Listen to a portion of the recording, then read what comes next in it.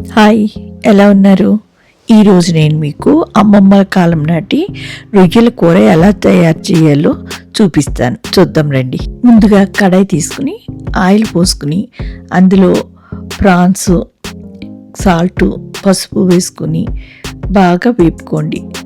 Water అంతా ఇంకిపోయే వరకు వేపుకోండి చాలు. వేగిపోయిన రొయ్యల్ని వేరే గిన్నెలోకి తీసుకుని పక్కన పెట్టుకోండి.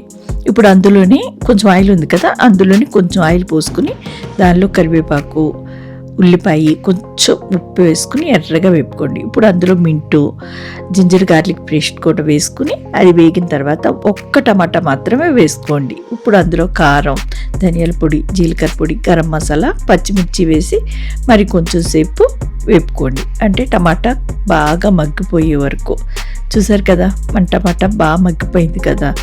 ఇప్పుడు ఇందులో మనం వేపుకున్న రొయ్యలు వేసి బాగా కలుపుకొని మూత పెట్టుకుని మగ్గనిద్దాం.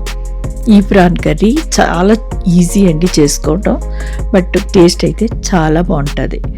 ఇప్పుడు ఇందులో మనం చింతపండు రసం వేద్దామండి. చింతపండు రసం వేసుకుని బాగా కలుపుకుని ఇంకా బాగా మగ్గనివ్వడమే అన్నమాట.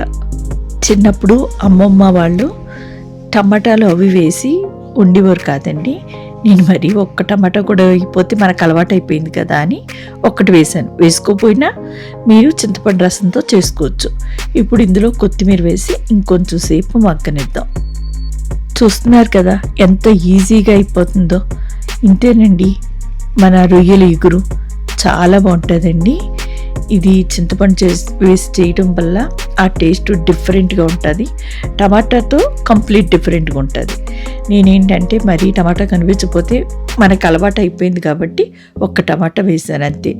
బట్ దీని టేస్ట్ అయితే చాలా బాగుంటుంది. ఇది రోటీల్లోకి, రైస్లోకి, ప్లస్ బిర్యానీలోకి కూడా బాగుంటుందండి. మీ ఇంట్లో ఒకసారి మీరు ట్రై చేయండి. మీకు ఎలా వచ్చిందో కామెంట్ చేయండి. చూసారు కదా మన రొయ్యల ఇగురు ఎంత బాగుందో. టేస్ట్ కూడా చాలా బాగుంటుందండి. పక్కా చేసుకోండి. నచ్చితే లైక్ చేయండి, షేర్ చేయండి, సబ్స్క్రైబ్ చేసుకోండి ప్లీజ్. Thank you.